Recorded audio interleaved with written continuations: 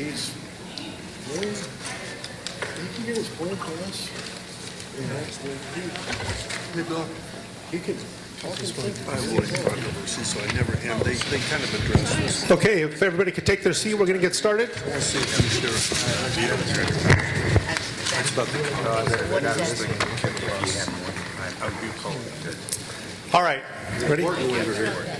There you go. Okay, good evening, everyone. Welcome to Butte County General Plan 2030. This is a special meeting of the Citizens Advisory Committee for Butte County's General Plan. Tonight, we're going to be covering the topic of organization of the new general plan. And the task, well, I'll talk about that in just a moment. Here's a quote I came across I thought that might be a little bit appropriate. Stay committed to your decisions, but stay flexible in your approach. Stay committed to your decisions, but stay flexible in your approach. So tonight we're going to test that a little bit and see just how flexible and I think how committed also we all are with what kind of vision we have. Of course, you're all familiar with GeneralPlan.net. Just like to remind everybody that that's where the most current and up-to-date information is located. Our schedule, I'd like to mention that each time as well. We have our 8 workshop series. And you can see right now we're in workshop series 4. That's happening on a parallel process from tonight. Tonight we're actually, you can see the yellow box up there. We're kind of inserting this meeting into the series based on a previous discussion that we had with your Citizens Advisory Committee. We have our guiding principles. Never want to lose track of those. Our 13 guiding principles. And then want to remind you, the Planning Commission held its meeting last Friday on the study areas, and the last 2 Planning Commission meetings actually on General Plan 2030 will be broadcast on Channel 11 at the dates and times you can see. The first one is the May 9th meeting will be broadcast on June 6th, that's tomorrow, at 7 p.m. And the May 30th meeting will be broadcast on June 9th at 7 p.m. if you have Channel 11 and want to see what happened at the Planning Commission with the discussion about study areas and some of the information that we provided them in anticipation of discussing study areas. You should have a copy of the Planning Commission's actions. It's a one-page. Do you have the copy of the Planning Commission votes? Yeah. Okay. So you can see the actions taken by the Planning Commission on each of the study areas around the Paradise area and around the Orville area. We'll be discussing the Chico, Durham, and Central Buttes study areas at the next Planning Commission meeting, Friday, May 13th, or June 13th. June 13th. I'm not going to go through each of the votes. My interpretation of what happened at the Planning Commission was about 75% of the time they agreed with your action at the Citizens Advisory Committee level. There were a few that they wrestled with and had a big struggle with, and then there were a few that they made some minor modifications to. So you can see the results there, and if you have any questions, you can feel free to talk to us at the break. I'm not going to, like I say, go through each of them, but we wanted to keep you in the loop on your efforts and how your efforts are being received by the Planning Commission and the Board of Supervisors on July 29th when they get to the board. How did we get here tonight? You'll recall we've had a lot of people specifically requesting a water element. Tonight's the night where we resolve that issue, that question, at least at the Citizens Advisory Committee level. And so that's one thing that brings us here. We had a specific meeting, you'll recall, back on February 28th at the college, at Butte College, at the other college. And at that meeting, the Citizens Advisory Committee agreed to have tonight's meeting to deal with the issue of structure, of organization of the general plan. And what we talk about is the goal really is to create a container for the policies that are about to be drafted in Workshop Series 5. We held a meeting also in advance of this meeting with interested persons about organizational structure, about elements, optional elements specifically. And we had about 40 people attend that meeting. That was held on April 14th. And we had some information we reviewed from the Office of Planning and Research. Tonight we have one of the speakers is from the Office of Planning and Research from the California State Government. We reviewed Paul Goslin's a lot of information from our Department of Water Conservation, Water Resource and Conservation. We had a facilitated discussion where input was received at that meeting that helped shape tonight's agenda.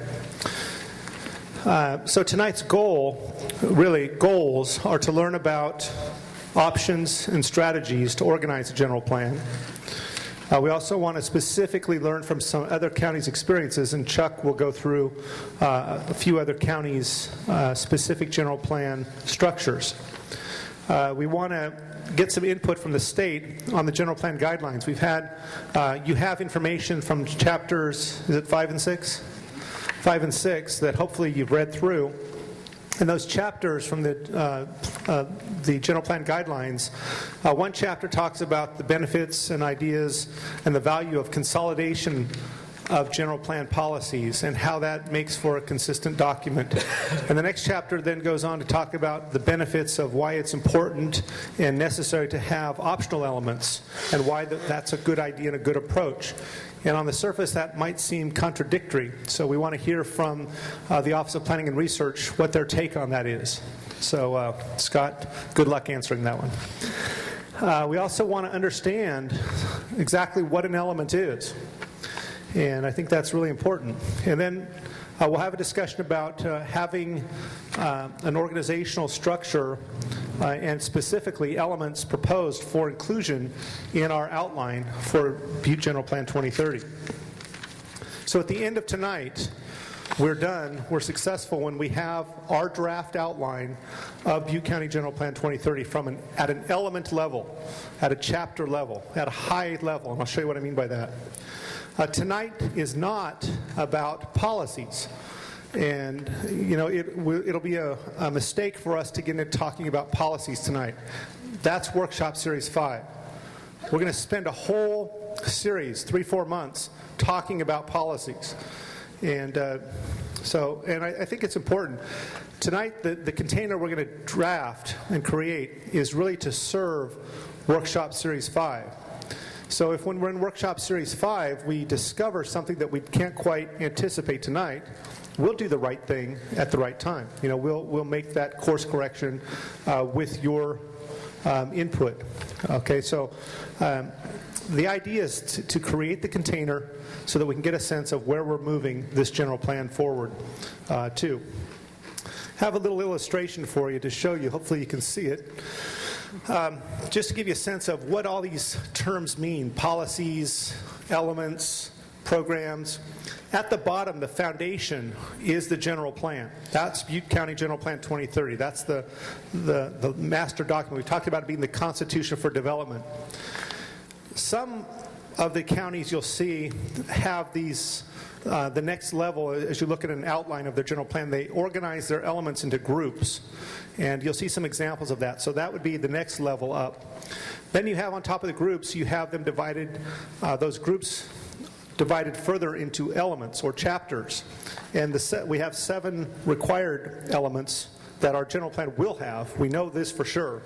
Land use, circulation, housing, conservation, open space, noise, and safety. We know for sure we're going to have those. Whether they're consolidated, we'll find out. That's part of your discussion tonight. So you have a chapter, and then, or the element, and then you have, within that chapter or element, you have goals. And so from the goals, you can think of, you have policies. And that's where we'll get to come up with all sorts of ideas about policies in Workshop Series 5. We're not talking about policies tonight. And then from the policies, and the goals, you'll also have programs or action steps that will happen as a result of that goal and policy. So just trying to give you a little sense of where we're going. Tonight, we're going to be in that middle area, in the general plan groups area, to talk about both elements and groups. I just want to give you an example of how this might work. You can see the general plan group, if one of our models that we're looking at tonight, they have a group called resources. And in that group, they have a whole bunch of different resource types listed. And in the example I'm giving you here, one of them is water. Okay, so that's where your water element would show up. And then within the water element in this example, you have several goals. A goal, as an example, is to promote healthy watersheds. Okay, and from that goal, you read further, and there are policies, several policies within that goal. One of them is protect watersheds and aquifer recharge. And then they have implementation programs, and that is, one of them is, for example, establishing watershed education and outreach program. So you can kind of see the flow: goal, policy, program. Okay, and that comes from, that's within each element. Okay, and you can see how these are general because we're writing a general plan. Okay, so does that help give you a sense of what the construct is of all of this that we're going to be discussing tonight? You get a sense of how an element fits into the big picture of a general plan? I hope so. Any questions?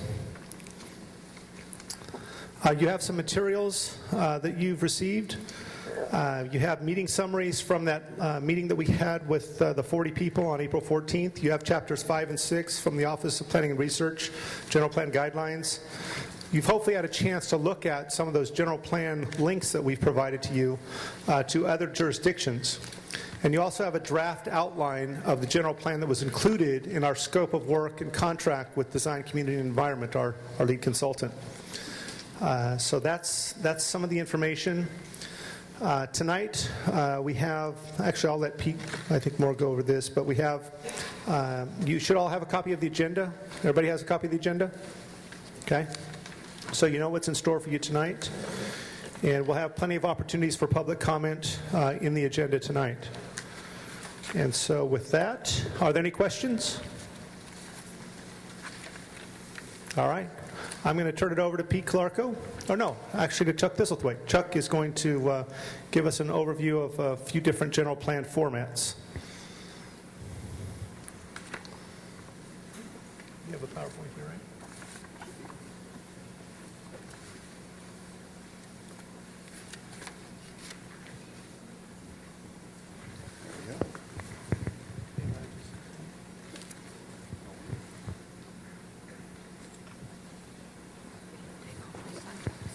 All right, thank you, Tim. What I wanted to do was just take about 10 or 15 minutes and basically lead the Citizens Advisory Committee on a short stroll, as it were, through the organization of 3 different general plans. There were links that were provided to you prior to the meeting. You may be familiar with some of these. But I thought that I would take 3 different examples of how general plans are organized, and that we would have the opportunity to look at how they had basically taken the approach to some of the ideas that Tim just talked about, and in particular focusing in on an issue that's been of interest to a large segment of the community, water resources, and see how those were integrated within each of the examples. We're going to start out with the Marin Countywide General Plan, the Inyo County Goals and Policies Report. I should probably confess up front that I had a little bit of an interest in that, and that I was the director of the department at the time that was adopted, had the opportunity to be the project manager, and also the Shasta County General Plan, particularly because they have an extensive discussion of water resources and policies. We'll start with the Marin County General Plan, countywide plan, adopted in November of this last year, and I think some of this comes out a little bit, but just browsing through the tables of contents of some of these documents shows that the organization of these varies quite a bit. In this first example, they start out with essentially an introduction. We'll talk a little bit about the themes that the general plan was organized around, and then they addressed each of the elements that they had, or actually they are 3 elements with chapters within those that address specific policy areas and topics.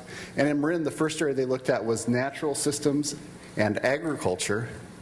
The second area was the built environment, and the third area was socioeconomic issues.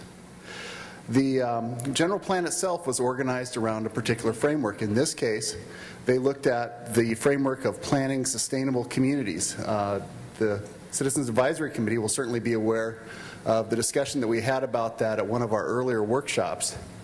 And this was incorporated in the general plan, and each of the general plan's chapters, elements, and even down to the individual programs were all oriented around this theme. They talked about a specific set of guiding principles similar to what we have worked through here in Butte County, and they organized around those. With water resources, I think that, is there a laser pointer on this? Okay, if you look on the upper right-hand corner, you can see the three little circles of economy, environment, and equity, and the policies on that. And their general plan goals and policies were organized hierarchically, and then there was an explanation as to why those were each important. Interestingly, there seem to be a lot of interesting quotes that are scattered throughout the general plan, and they're kind of broken up, and they talk about the importance of water resources in the community and some of the key issues that they were focused around. And the structure of this particular general plan was to have an overarching goal and then a list of subsidiary policies beneath that. And then below those policies, they looked at implementing programs, and they identified those. And each of those were tied to specific policies that they were implementing. The second plan that we were going to take a look at is the Goals and Policies report of the Inyo County General Plan. It was adopted back in the end of 2001. This was an approach to do something a little bit different. It was one document rather than having, say, three elements that would be maybe 3 volumes on your bookshelf. This was one document that you could carry around with you that contained all of the goals and policies of the county general plan. And it was organized around a community visioning process that initiated the general plan update effort. It was also written in kind of an outline format, which was intended to make it a little bit easier to use. You can see there was an introduction in Inyo County. It's an area that's geographically very diverse. A lot of small communities. There were sections that were included on the character of each of the communities. In this particular jurisdiction, there was the importance of looking at a government element because in that county, over 98% of the county was in ownership by various public entities. How the general plan related to other public agencies was key. The land use element was fairly traditional land use element, one of the required mandatory elements. They felt it was important to include an economic development element, housing circulation. They had a conservation and open space element, and Inyo County with the Owens Valley water was a very important issue, and water resources were addressed as part of the conservation and open space element. In each of those sections, there was a specific description of the issue, existing setting, a discussion of the goals, specific policies, and implementation. With water resources, and one interesting thing you may see through here is that they use little icons to identify particular areas of policy or goals or programs. And in this case, a little drop was for the idea of water. And they would combine areas that had, say, impact on governmental programs and water issues. You would actually see 2 or 3 of these little icons lined up. So you could look and see what areas particular programs and implementation measures affected.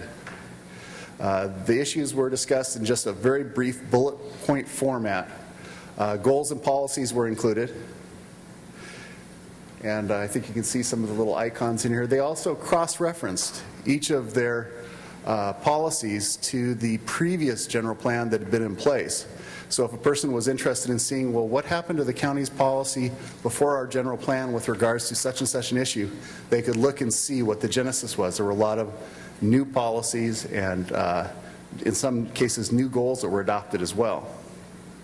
And in this case, they went quite a ways as far as even talking about issues such as sustainable groundwater withdrawal, water resolutions, and the return of water rights, actually, for areas that were involved with the City of Los Angeles Department of Water and Power, where the water supply for the City of Los Angeles was being acquired. And then below each of those goals and policies was a table of implementation measures. The key things to this was that it talked about specifically the implementation measure was keyed to which particular policy. It listed who within the county governmental structure was responsible for that, and it came up with a time frame. So there was actually a basic portion of an implementation program that was included within that. The third example that I'll talk about is the Shasta County General Plan, and this is a little bit more of a traditional general plan, but it is organized into groups of elements, and there's 3 separate groups that were used. The first is a public safety group, which includes some of your traditional safety element components such as seismic, geologic hazards, flood protection, fire safety, noise, which is another required element. They had a resources group, which included agricultural lands, energy, air quality, and water resources was considered an element, a separate element of the general plan, but within the resources group. They also had a community development group where they addressed some of their specific issues, housing, circulation, design review. Within the resources group, there is the specific water resources element, and that had a very detailed body of information included in it. It included an introduction that went on for some period, a group of very detailed findings that were included. If you have the opportunity to read through it, I think you'll discover that it is very similar in some ways to what we've already included within our settings and trends report. They also incorporated and brought forward a lot of information from different sources to synthesize that information for use. For example, here's information that was brought out for allocation of Central Valley Water Project, or Central Valley Project Water in Shasta County from their County Water Resources Plan. They also utilized basin water management plans and talked about potential cutbacks in Central Valley project supplies. So it was a fairly detailed description and information that was included in it. Within the structure of the background, they got into objectives, which they incorporated basically a list of objectives of the element, and then the policies, which were included together as opposed to your typical hierarchical structure of listing a particular objective, then a policy, and then specific implementation. And so that covers what I had. I think I'd just like to conclude a little bit by talking about some of the users of the general plan. Obviously, everybody that resides in the county is a user of a general plan. We have others that will utilize it to make development decisions, business decisions. We have planners who utilize it on a daily basis in terms of trying to interpret codes. It's the expression of the county's policy for specific development projects that may be evaluated and brought before decision makers such as the Planning Commission or the Board of Supervisors. And also serves as a community resource. In essence, a kind of a statement of what the county's overall goals and policies are. There's a lot of different ways to organize them. I'm not going to say that any one approach is better than any other that I've covered tonight, but it's just an idea of some of the different approaches that we'll be talking about a little bit later as we try to craft one that will be just right for Butte County. So that'll conclude what I have, and next on our discussion will be a panel that we have on organizing the general plan element, and we'll have Pete Clarko come up for it. Thank you, Chuck. Pete Clarko, Assistant Director with Development Services. The next part of our agenda is the panel discussion, and I'll give a little overview while I ask our panelists to take their seat up front. This is an opportunity. We've got 3 representatives for our panel discussion. Scott Morgan from the Office of Planning and Research, Bob Geiser, planner with Sonoma County, and our own consultant, Joanna Jansen. Scott Morgan with the Office of Planning and Research, here to discuss the guidelines and other state programs and policies for planners and the public throughout California. The State Office of Planning and Research serves as a clearinghouse for a lot of planning documents. They also generate guidelines and other technical assistance for the public planners and decision makers, and solicit input from planners and jurisdictions throughout the state, and certainly they receive and maintain planning documents from all jurisdictions. And so they've got a wide perspective of trends occurring and working on providing additional assistance for communities. Bob Geiser, our planner with Sonoma County, they're in the process of updating their general plan. He's a key planner on that. One of those elements that they're working on is a water element. And our own consultant, Joanna Jansen, she'll be wearing two hats in terms of this discussion. One is a planner and a consultant working on our project, as well as a consulting firm that works with a number of jurisdictions throughout California on a wide range of planning issues. And we'll have brief presentations from each of our panel members. Then we'll take questions initially from our Citizens Advisory Committee, and then we'll move on to the public questions of our panel. And keep in mind, this is a panel here available to us, is a resource for information, and it's a great opportunity to ask questions or clarification. We have the next segment of our agenda that is input, and so that's input for our Citizens Advisory Committee. We'll follow that section of our agenda with a discussion of the CAC and making a recommendation to the Planning Commission. So it's the starting point of the next portions of our agenda. And with that, I'd like to turn it over to Scott Morgan from the Office of Planning and Research. I'm just here to clarify that the state never passes any laws that are confusing or contradictory. I just want to get that out there to begin with, just to let you know. So yeah, I'm here to talk a little bit about state planning law, the requirements that are in the state law about general plans and what are, the issues that need to be covered, the 7 mandatory elements, etc. Talk a little bit about our guidelines and how we try to explain implementation of the state law. And there's obviously some issues within the state planning law dealing with general plans, and those are some of the things that you guys are trying to deal with in this process right now. Basically, cities and counties have the discretion to control their own land use destiny. State constitution allows that through the state police powers of local cities and county governments. Within certain boundaries within state law and the guidelines, processes and information that needs to be included, cities and counties pretty much can do it the way they want to do it. State planning law does have that you have to have 7 mandatory elements, right? And then it turns around and says, well, but you can combine those elements. And then it says, well, you can also include optional elements. So do you have to have 7 individual elements? As it says, you have to have 7 elements. Or can you combine them? And those are all issues that cities and counties struggle with, and we indeed struggle with those issues too in the general plan guidelines. I kind of look at it as providing options to cities and counties. That yes, if it works for you to have 7 individual elements, then you can do that. If it works that you combine issues from those different elements into generically labeled elements like Marin County did, built environment, natural resources, things like that, you have that option.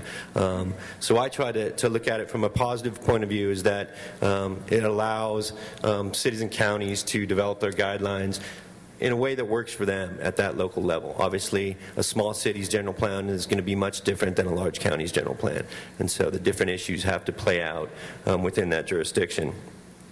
As long as you address, the statutory requirements for the information involved, you can organize that general plan and call that general plan parts, chapters, elements, whatever you want to call them. It's really, yes, there's these 7 elements, but the idea is that there's issues within those elements that need to be discussed within that general plan, and not necessarily 7 different chapters, 7 different books.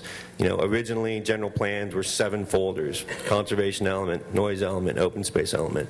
Some of the difficulties with that is the consistency among those different parts. If you have 7 individual binders, you're reading one, okay, how does that play in with this other section? So we've really seen a trend over the years to consolidate information from the various elements into chapters, parts, and Marin County's an example of that, and I'll talk a little bit about that. So state law does allow for the consolidation of elements.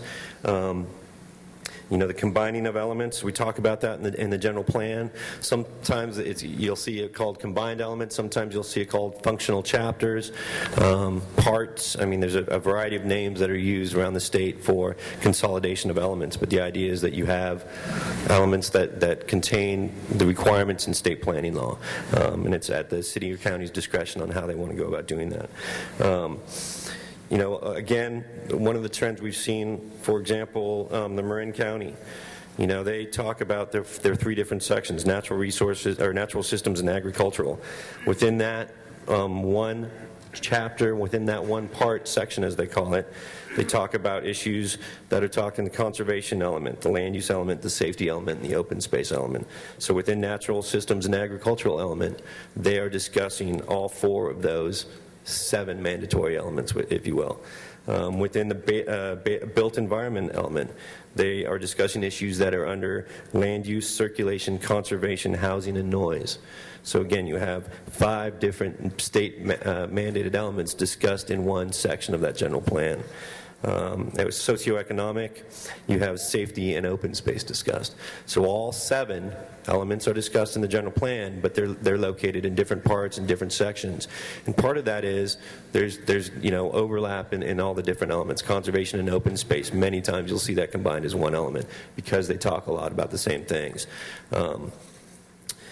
Optional elements.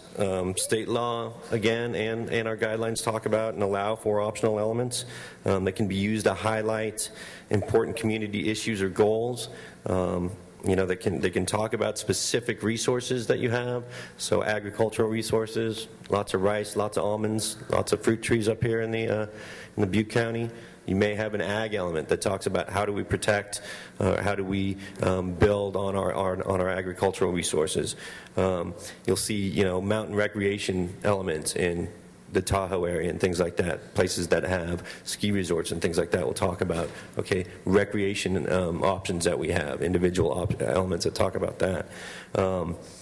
We see historical and cultural resources. So you may have a specific element that talks about, okay, protection of Native American cultural sites or historic cultural, downtown areas, Chinatowns, things like that. Cultural aspects of an area that are important to that city or county. Some of the pros and cons that we see from a variety of these approaches. Consolidating elements, some of the pros that we see is it really allows you to integrate the goals and the policies and the implementation measures of all those different elements that do overlap a lot. So you're not having these 7 different sections. You can talk about, okay, conservation, open space, land use, safety. They're all going to have water issues in there. And how do those issues all interplay and how do they all work together? We're covering all 4 of those sections in this one natural resources or whatever you want to call that part of the general plan. Usually consolidated general plans are smaller, more concise documents, less paper, usually easier to read. You're not having, again, 7 separate binders, 7 separate sections that cross-reference some other document. It may sometimes be easier to relay the overall vision, the overall goals of that jurisdiction in a more consolidated document because there are so many overlaps between the different required elements and the information in those elements. Cons, sometimes they're confusing when you're looking at, okay, I'm looking at state law, I have these 7 elements I got to talk about. How does my 2-chapter general plan cover these 7 elements? So that can cause confusion if you're at, okay, how are we meeting the state law with regards to the safety element when we don't have anything called a safety element? Where is that and how do I find that? It can cause confusion too during the amendment of a general plan. If you have, as Marin County does, 4 or 5 different elements discussed in one section, well, state law says you can only amend one mandatory section of your element 4 times per year. So, okay, how do I track that? How do I say, okay, I need to amend my general plan to change a land use designation, but, well, I don't have a land use element, so do I say I'm amending my, natural resources and ag element, and is that, clause 4, so you really have to work out, okay, what is my amendment process and how does that play out? So there can be confusion in that with complying with state laws. some of the pros and cons on the optional elements. Similar to having 7 separate elements, again, you have kind of an element off to its side. So how does that interplay with the rest of the general plan? How do we have consistency issues that may come up? The pros, it allows you to focus on one specific issue. So let's say water, as it seems to be a big issue not only in Butte County but across the state, as the governor just mentioned yesterday. And I shouldn't say it seems, it is. So how it allows you to focus in on that. But again, then how does that play in with all the other parts of the general plan? Because obviously water is not just on its own. It deals with open space. It deals with the conservation elements. It deals with safety issues. It deals with health and safety. It deals with economics, both, manufacturing, agricultural, etc. And again, it's just one more element that you then have to update on and keep up to date on a regular basis. So there's a consultant fee, if you will, attached to every single individual element you adopt. So there are definitely pros and cons to all the approaches. Yes, the state law appears to be confusing and contradictory. Pretty much OPR fights every year with the legislature to not pass another mandatory element. That seems to be something that legislators like to do, is create a new element or rename an element. They wanted to change circulation to transportation. Well, circulation talks about more than just transportation. Flood control element, water element, mandatory energy element during the 90s and the late 90s and the Davis energy fiascos, environmental justice element. Our opinion is it really needs to be up to the cities and counties. They need to include what is important to them in their general plan. There's already enough information in state law about what you need to include. We don't need to create more mandates, if you will. So my take is consolidation, optional, 7 individual. It's really just providing options, what works best for the county of Butte, and that's can lead to probably a lot of the tough discussions that you all have to deal with, and a lot of the give and take and the back and forth. What is the best way for us to move forward as a county in our general plan? So that's my presentation. I do have a handout that I provided that has the 3 different jurisdictions with the 7 mandatory elements. Jurisdictions have combined elements, functional chapters. So it gives you an idea. There is a wide variety across the state on how jurisdictions are currently doing things. So, can we ask questions of this gentleman? We will have, if we could hold those, I'd like to get through each of the presentations and then have the CAC an opportunity to ask questions of any one of the panelists for a period. Yeah, thank you.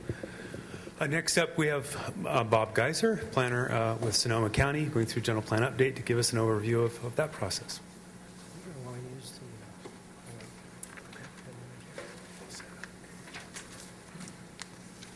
Good evening. Hi. It is a real pleasure to be here because I was a planner here in 1973 through 1980. And in fact, I'm surprised to see that some of the documents I worked on in the 70s are still in effect. So if you want to blame someone for that old, simple stuff that's way out of date, you can blame me as much as anybody, probably. Thank you, Bob. I've had the joy of working in California on long-range planning since 1973. I've worked for 2 counties and a city, and about half that time has been on general plans, general plan elements, implementing the requirements that Scott spoke about. When we started in the 70s, and I say started, and that just happens to be when I got into it, but a lot happened in the 70s. The state adopted a lot of planning law. They added a lot of the elements that you see, and since then they have not added a lot of content. So a lot of that content that's required was added in the 70s, and there were deadlines attached. And so this is all kind of new to cities and counties. They tended to, okay, we've got to do this, let's do it. And that was kind of my assignment when I started is, okay, we need an open space element. So why don't you put something together? And it kind of went like that.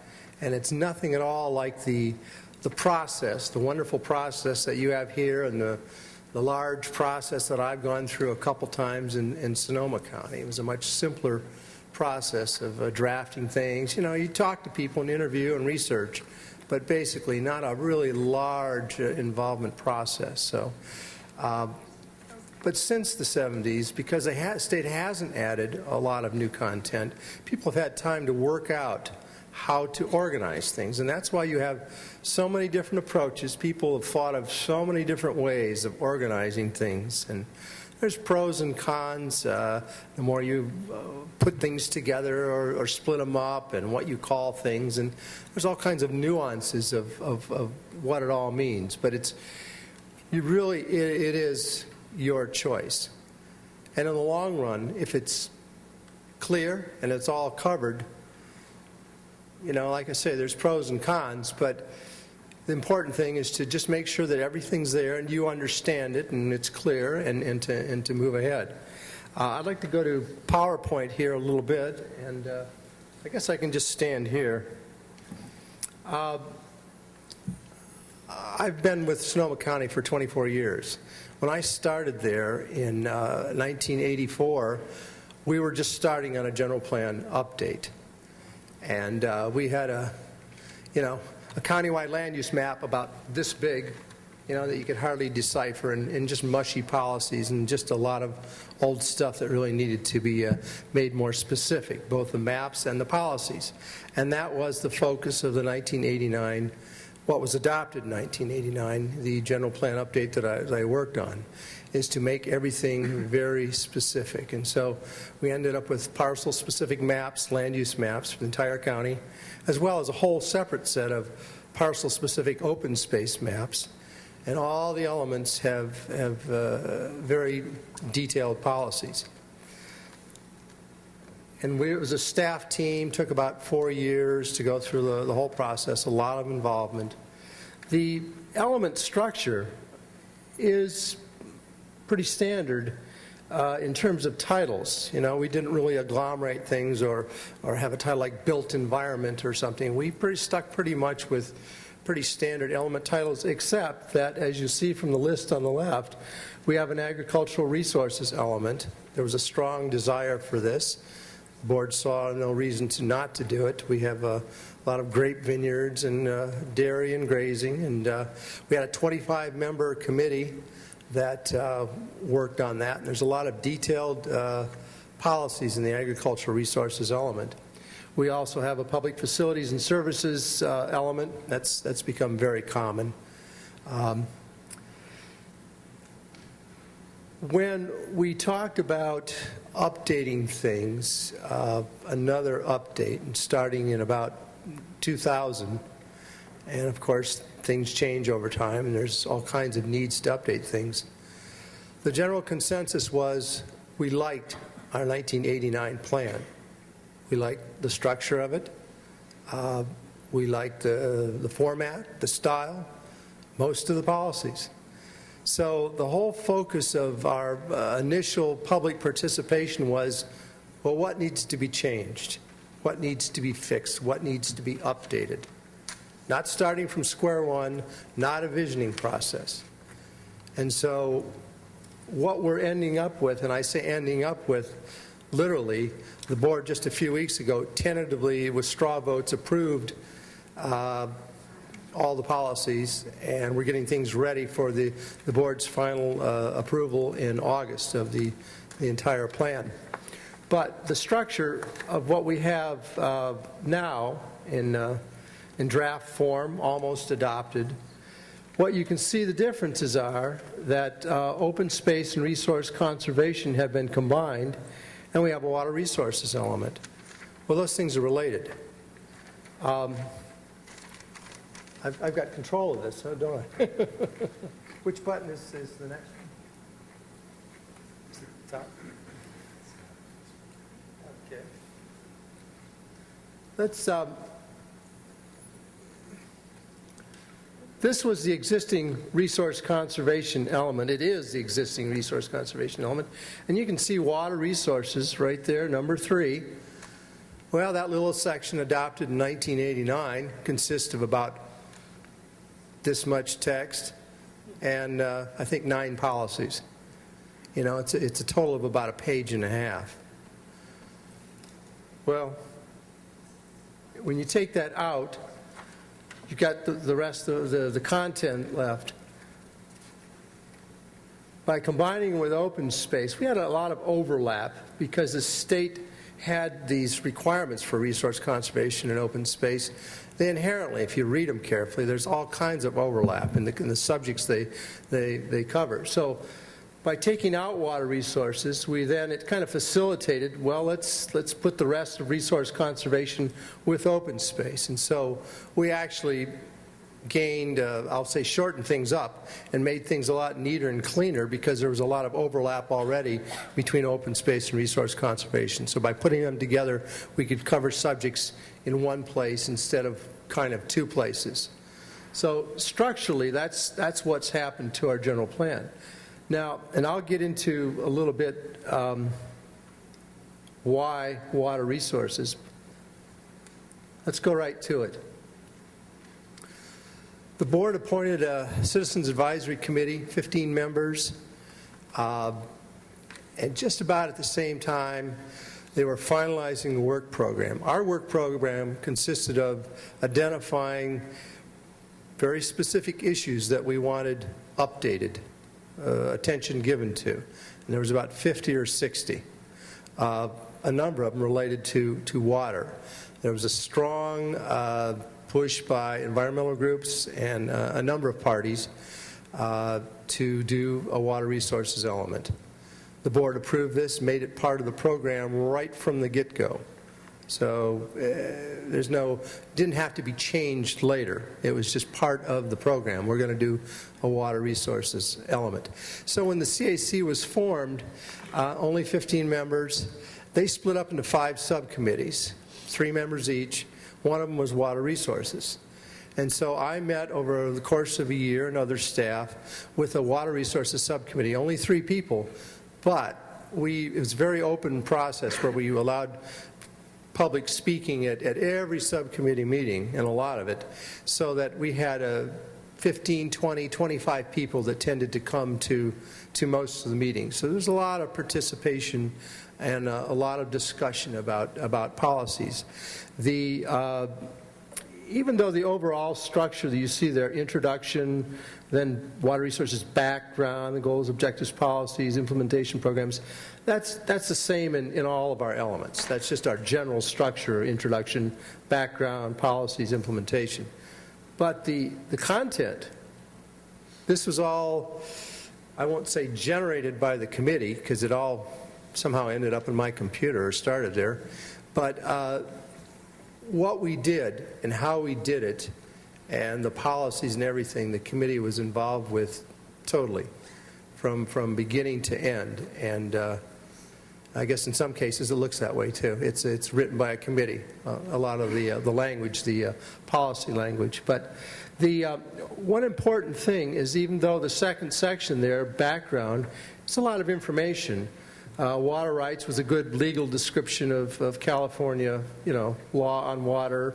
A little textbook thing on the water cycle, a description and mapping of all the watersheds, a description and mapping of all the groundwater basins, a page discussion about the relationship of water to flora and fauna, biotic resources. That kind of information, and then in each of the policy sections, there's a page, sometimes more, of some very summary information also.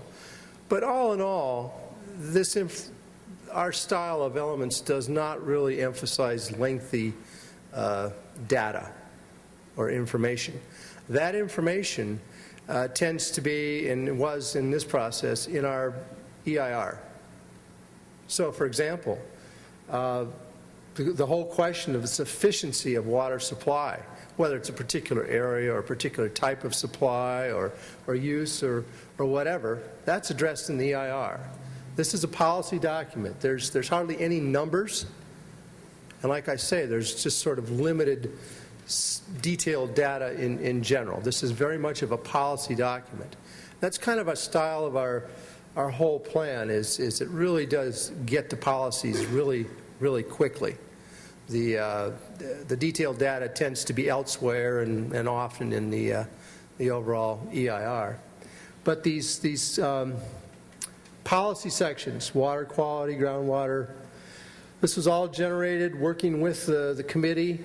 A lot of these areas we had no policy before. For example, importing and exporting. Well, Sonoma County has a water system that includes water coming in from not only just Mendocino County upstream up the Russian River, but there's actually water that comes from the Eel River Basin into the Russian River Basin. So we're an importer of sorts. Some of that water goes on to Marin County, so we're an exporter of sorts. There's never been any county policy about this. And a number of these areas, even though things happen and have happened at the county level, there was no county policy until now. And so it was some very lengthy and very heated discussions in many of these areas. But these reflect the areas, the reasons why we did a water element, because there were so many interests. People were concerned about so many things now that they weren't 20 years ago. All kinds of water quality issues, what's happening with groundwater, is the public water supplies, are they really sufficient? All these questions were far more critical now than they were 20 years ago. So. If you want more information, I think at least the committee members handed out copies, so there's some website references, and it's all there in gory detail, including the minutes from every subcommittee meeting and every report we ever did. So I'll sit down.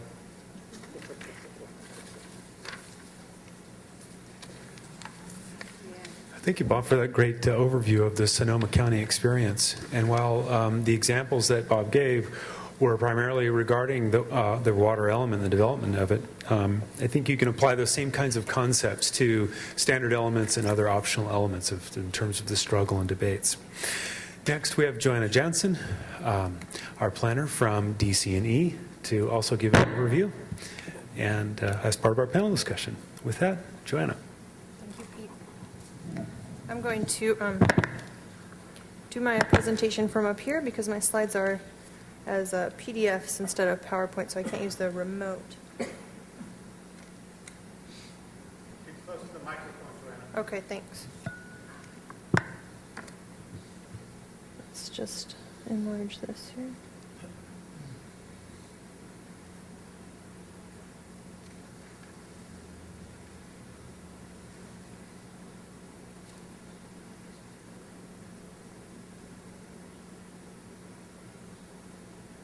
Sorry.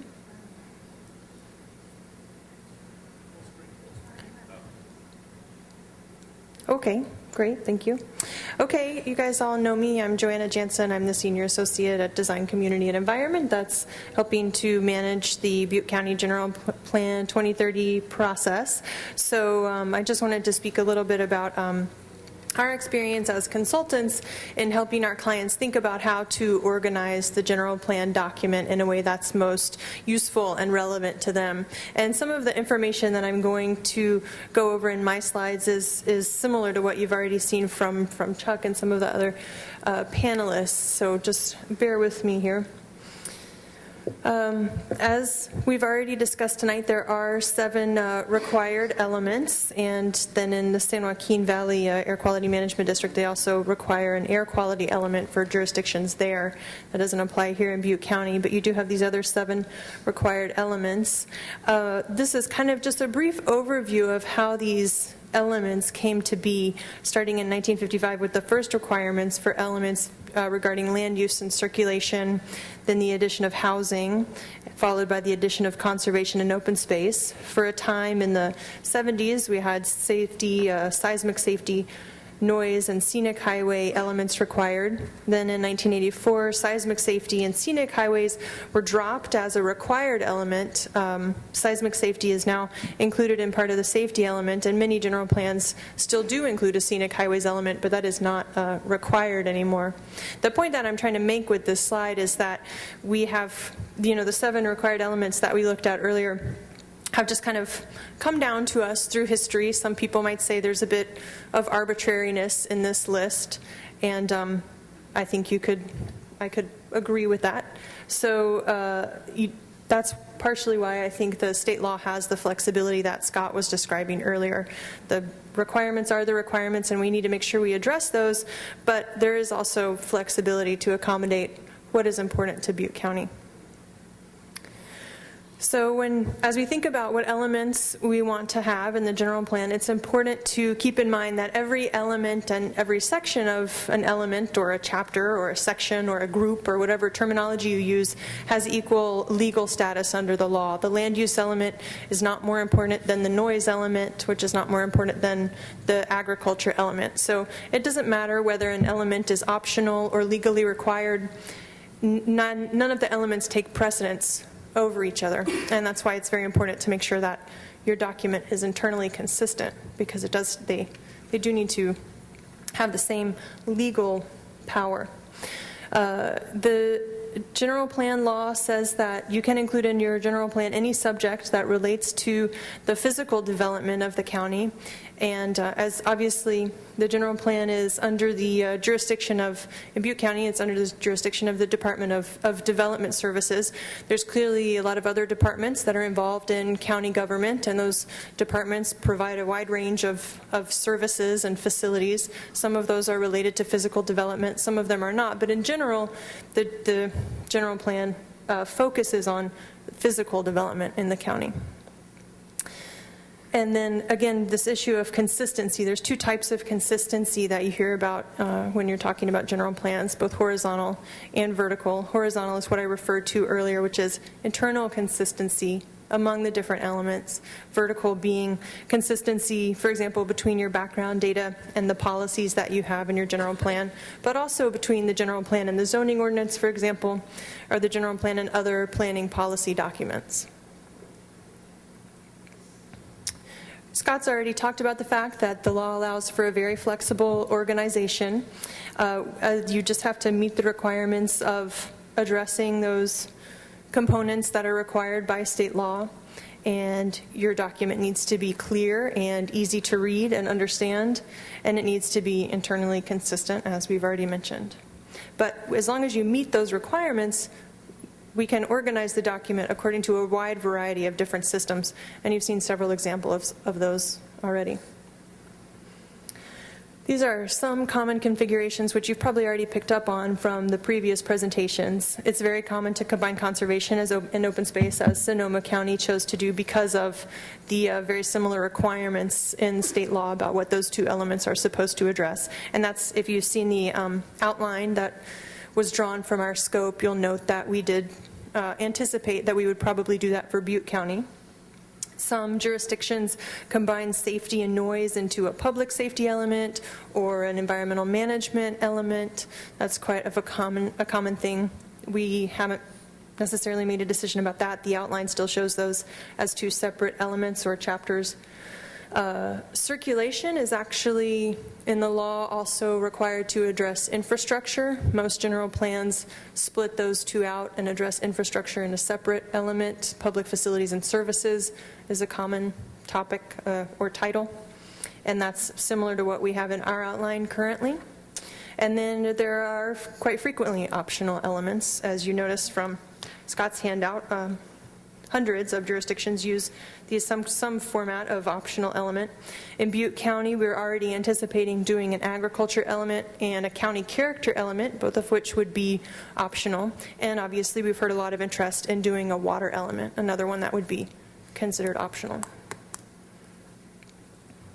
So as Bob and Scott both touched on, and as DC&E recommends as consultants, it's great to try to keep the number of elements to a manageable level.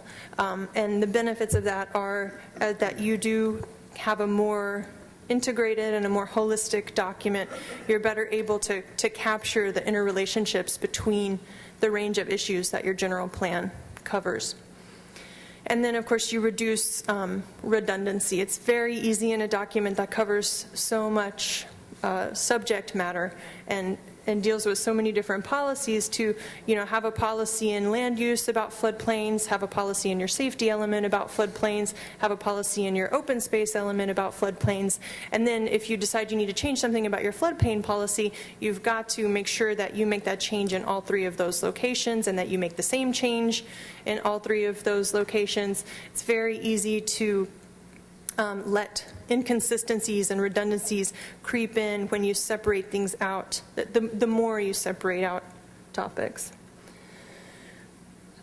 Recently, over the past several years, as consultants, we're hearing a lot about some overarching themes that our clients are interested in. In Butte County, we've talked a lot about sustainability. In other jurisdictions that we're working for, they're really concerned about public health and creating a general plan that emphasizes public health as a kind of guiding framework. Climate change is something that state law is increasingly requiring jurisdictions to address. From our perspective as consultants, we think that these are the kinds of issues that are too big to be confined to or isolated in a separate element. We do hear from cities and counties who say, oh, we want to add a sustainability element to our general plan. And our response is that sustainability, for example, is an issue that should really be throughout your general plan. It's not just something that you can classify in one element. It has to do with your land use decisions. It has to do with your circulation decisions. It has to do with your decisions about preserving open space. And so we really suggest that you keep that as a theme throughout your entire document rather than adding something like sustainability as an optional element. So for people who really want to know, well, which general plan policies are about sustainability, which ones are about public health, we have suggested that you can add a little symbol, as we saw in Inyo County, for example, to the policy so that you can see at a glance which ones are really tying into that theme. Or you can pull out all of the sustainability-related policies, for example, and compile those into an appendix. Again, you need to be clear that that is just kind of a compendium. That's not a policy document. You don't want to duplicate those policies or somehow get to a position where you're amending those policies instead of the actual general plan policies. So there's a couple different ways to approach those kind of big thematic ideas that I wanted to address because those are something we're hearing a lot about recently. That's really it for my presentation. Again, I think we've heard a lot of very useful information from Bob and Scott, and I appreciate that. Thank you, Joanna. And as we have a panel here with lots of experience and different perspectives, we want to open it up for initially the Citizens Advisory Committee questions. And this is an opportunity in our agenda for utilizing our panel as a resource in terms of questions or clarification of any information you may have read or heard tonight. And then as I indicated earlier, our next segment of the agenda after the break is for input on the organization of the general plan. So with that, Sue, you had a question earlier, and let's start with Sue. Yes, I did. I wanted to ask Scott. You mentioned cultural, and we haven't discussed Native American things here very much. Who would one talk to at the state to find out more information about that? Different cultural things that are required legally, and also that we should know about. You can contact me directly. I have done training on dealing with cultural issues in the general plan.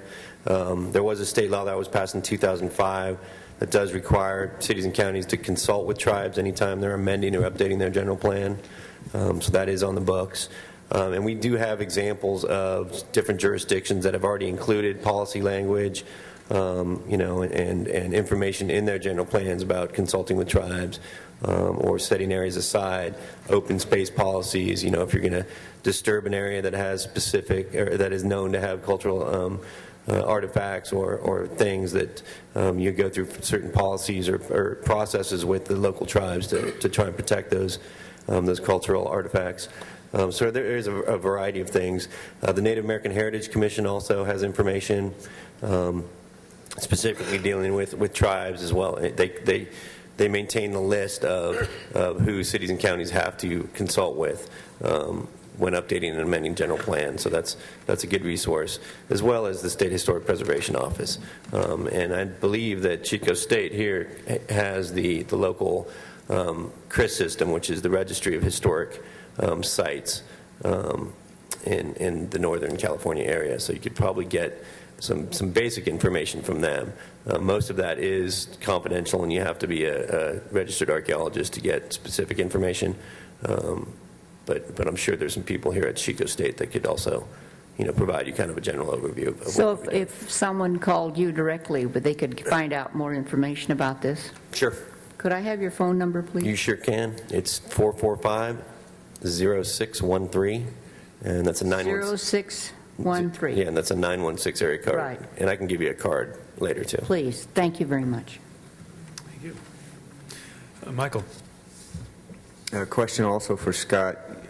At the beginning of your presentation, you mentioned that, I think I understood you say, each mandatory section can be amended up to 4 times a year. Correct. There's a government code section that says cities and counties can only amend one mandatory section 4 times a year.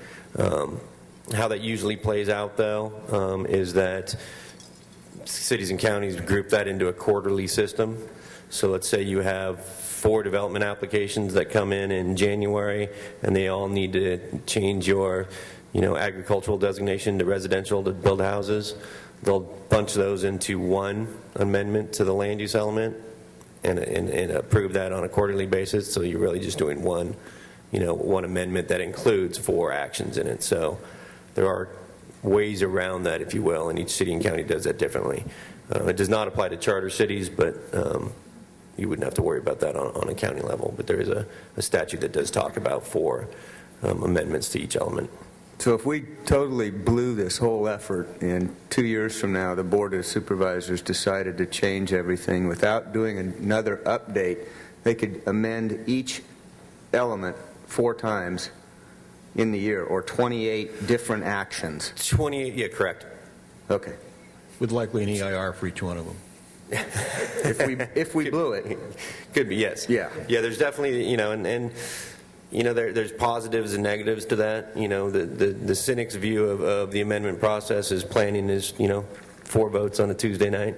But there is definitely options available for, making changes throughout the year, and that many times needs to occur. Things do change, and amendments do need to be made. Steve, you had a question. Yeah, just a general question. With regard to the format of the general plan, wouldn't it be best to defer to the people that are probably going to have that binder or binders on their shelf, and they'll be reaching it on a regular basis, and probably get a lot of their input and what they would prefer to work with? I think that that the agency, the department staff, is a key audience, key user. And earlier in our presentations, we talked about the different audiences or users of the general plan. And you'll find certain preferences for retrieving the information and sharing that or evaluating it. But we are also aware that staff is just one of those users between decision makers, public, people applying for grants, developers, applicants, conservationists, and others. And I think that's one of a key part of our outreach of interests, what organization of the general plan would best serve the community. And sorry to steal the answer from the panel, but it looked like the answer was fielded over here, but I don't know if there was any. Well, I think Bob made a good point too, is that, you want to try and keep the general plan pretty simple. I mean, you don't want to get bogged down in real fine details about, data and information. You want to talk about goals, policies, and implementation measures. And so you don't want to get too involved. Yeah, you're probably going to have a lot of background information and appendices and things like that, but the body of the general plan you want to try and keep, fairly simple. So it is a document that's easy to use by not just the planning department, but all the users.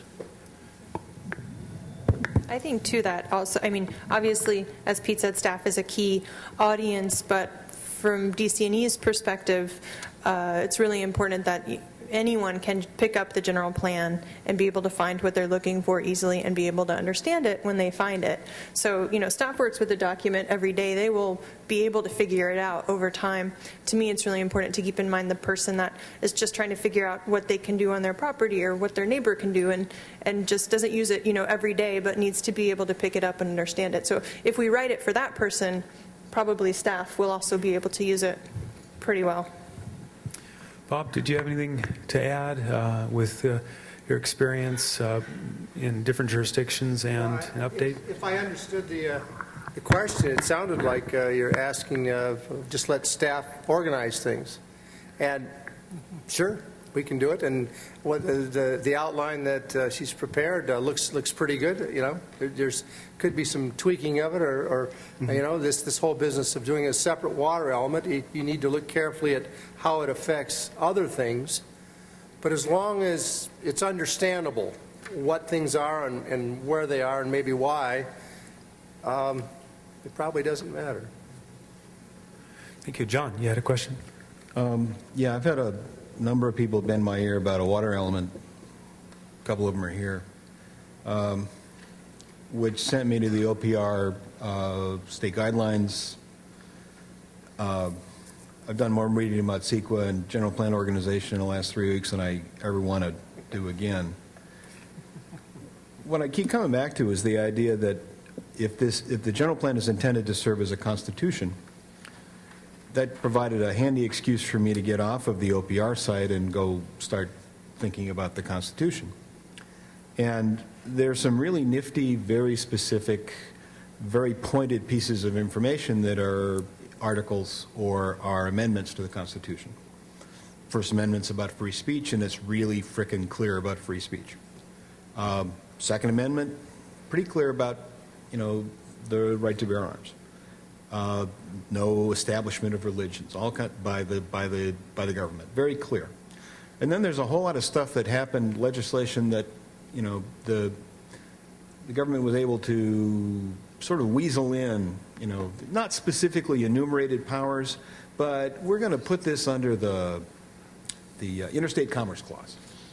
So there's all kinds of rules and regs that we have now that are kind of a function of we really want to do this, and we'd like to get a finding that it's constitutional for us to do this under interstate commerce. So there are a lot of one of the users of a general plan is an applicant in applying, and then subsequently maybe defending against an environmental challenge under CEQA. And the general plan really is a creature of the Environmental Quality Act. And as such, there's a lot of thresholds for significance that are established, usually starting with the OPR, but you leave it to us to adopt them or not. Do we want to have a decibel level for noise along a highway? Do we want to have emergency response times, how long to get to a fire? Do we want to have a level of service for an intersection stoplight or something? And so they become very specific. And I guess one of the things I'm thinking about with this issue of a separate water element, or should water policies be distributed through other documents or rolled into other things, is that if you can establish the sort of thresholds and performance, specifically on the issue of groundwater, that we have some litigation going on now about that. I think that what I'm really looking for in this discussion about how to organize it is how would you guys look to structure the best CEQA protection for groundwater and for water resources, so that when someone wants to get involved with that resource, there's this big hairy CEQA thing that stands between you and doing it, say, casually. You've touched on probably the nastiest issue we had to deal with in the past 5 years. Which is why they asked you up here. That's right. Well, I don't know. But right now, our county has a very simple well permit requirement, and for residential uses, some requirements for proving, sufficiency of supply, gallons per minute, fairly simple requirements for building permits. And then at the discretionary project level that's subject to environmental review, like subdivisions, use permits, we've got a higher level, and there is an existing policy or two that relates to the kind of studies and things you have to show for discretionary projects. But a lot of people thought, and that's one reason we have a water element, is that all that was insufficient. Where we stand now is that the policies indicate that we're going to modify our well permit ordinances to do several types of things. Higher standards for proving sufficiency of groundwater, setbacks. We have almost no setback requirements for wells, and so there's going to do that. But it's essentially future programs. So in terms of sufficiency for CEQA, I guess there could be some question. People seem to feel comfortable with what we've evolved in policy and what we're committing to doing within the next year or two, as far as modifying our well ordinance and other protections. So it becomes somewhat a question for county council. Does this appear to be a sufficient commitment, or is there still some level of uncertainty there? Well, I think it goes to the idea of if you're arguing a constitutional issue at the Supreme Court, and you've got the First Amendment on your side. And there's a bunch of guys who file briefs for you, and everybody will pile on and talk about the First Amendment. But for the people to talk about, some sub-paragraph in the Interstate Commerce Clause, it's a little hazier. And I think that when applications come through and there's a staff report that says that, a groundwater well, big old hairy groundwater well that has to have some level of environmental review, and it refers to the general plan, and there's a staff report that says, well, it's consistent with, 75 out of 100 potential elements or whatever, or 75 out of 100 policies within the general plan. Now, if the 25 it is not consistent with are all in the element that says water, then arguing that the merits of that well come down to, yes, this well violates everything in the water element. As opposed to, well, it's a big, broad picture and everything's interrelated, and there's a long list of things that we're consistent with because the policy document is so broad. So again, my question comes to the other folks on the panel. How do you structure the best, if you're looking at CEQA as a mechanism for the protection of groundwater, how do you structure that most distinctly within a general plan structure?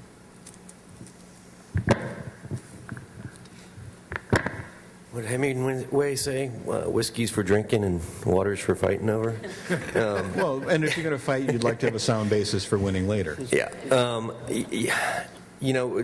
I usually look at the general plan as a larger policy document. And so, whether or not you're going to get to the level of CEQA protection or being able to say that, an individual project is covered by the aspects of the water element and doesn't need to do further, review on specific water quality or supply issues for that given project. I don't know, necessarily if there's a simple way to do that in the general plan. I think that the idea is that the water element kind of looks at, okay, these are, our goal is to supply adequate clean water for agricultural and residential and other uses. And, policies to do that are these. And these are some of the implementation measures that, will require certain studies in certain areas for groundwater. Will limit the number of wells in certain areas, things like that. So I don't know. Again, many times it does get down to, fighting about does that specific project meet some of those overall larger goals and policies, and I think it's always going to be difficulty dealing with those types of issues. We're not going to have a great answer for you, I don't think. Try again. Just a quick response. This very issue of how discretionary do you make approval of a well? And then this relates to CEQA, because if it's a discretionary approval, then it is subject to environmental review. And so what we've worked out is trying to, I'll say, upgrade as much as possible all the requirements for wells, whether it's sufficiency or location or whatever information provided, as much as possible, and keep it at a ministerial level with very specific standards, quantitative standards, procedures, information to be supplied, et cetera, as much as possible, so that it's not subject to CEQA. Now, for the project itself, if they're using the well, if it's a subdivision or use permit that's already subject to CEQA, then basically you've got to look at impacts on other users and everything around it, and in that CEQA context. And so it really depends on how you frame what the project is. If it's just a well permit for otherwise allowed use, and our approach is to not make that any more discretionary, just to increase and improve and refine the standards as much as possible, then it's not subject to CEQA. If you are subject to CEQA, then it's pretty much an open-ended ballgame in many cases. You're probably not going to get to that detail in the general plan as far as the ministerial. Could I back it up a little bit? I'm out of here for like the last 5 minutes. I don't even know what you're talking about. But I have a question for Joanna and Bob. And Joanna presented a slide that had our Butte County elements on it to some extent. And you had listed 3 others: agriculture, character, and then another, right? So instead of getting embedded in water right now, I'd like to ask specifically, why have we already adopted an agricultural element? Have we? It's in the last plan, but I don't know that we've said we want that for this one. And since you showed it, why do we want an agricultural element as opposed to embedding it across the board? The slide that I showed was not actually about the Butte County general plan. It's just about some common ways of organizing, combining, or splitting up elements. So what I said was that in the outline that you have in your packet, which is based on our scope, it shows that we would anticipate combining conservation and open space. Again, that's something we do quite often. Currently, safety and noise are shown separately. These optional elements that I mentioned, 2 of them are foreseen in the scope, and that's based on our response to the county's RFP that they sent out at the beginning of the process. We're going to talk later, I think there's 2 hours or something at the end of this meeting for the CAC to really look at the outline that you have in your packet and talk about just these issues, whether or not you want a separate agriculture element or whether that might be better as part of another element. So in answer to your question, no final decisions have been made about whether or not we're going to have an agriculture element. The outline that is included in your packet tonight is just a way to show you what contents basically are included in the current scope of work. But what we're here to do tonight is to talk about how to organize those contents. Let me ask it different then. Why do we have one now? Why do you have an outline now? We have an agricultural element now, I believe, why do you have an agriculture element now? Why is it there now? I wasn't around when that was created, so I don't want to speculate. Yeah, the agricultural element is one of our newer adopted elements, circa 1995, and there was a need in the community to focus more on agricultural issues in relationship to urbanization or ruralization of agricultural lands. And that was occurring, that interest was occurring at the same time. There were some other area plans in the agricultural area, and it seemed like it was a definite interest of the county. I wasn't a planner here at the time, but it seemed like there was a trend and an interest and a need to address policies, in particular to the land use designations in Butte County. Thank you. Todd Hall, you had a question. Yeah, I think I'm going to follow up a little bit on what John was talking about, and probably the core of a lot of this, which is, the setting something out as its own element versus not. Like Joanna, in the floodplains, you used that. You said, it's here, there, and everywhere, and it was difficult when a single topic or issue is spread throughout a lot of elements. Then you get inconsistencies, redundancies. When you want to address it, to change it is much more difficult. And then later, almost right after that, your example of sustainability was, well, it's in everywhere. It's difficult to pull it out because it affects so many other things. I think this is where, we're going to spend a lot of it tonight. An example with the water is that the supervisors have understandably said that the water is so interrelated, and in so many of the other parts it would be difficult to pull it out.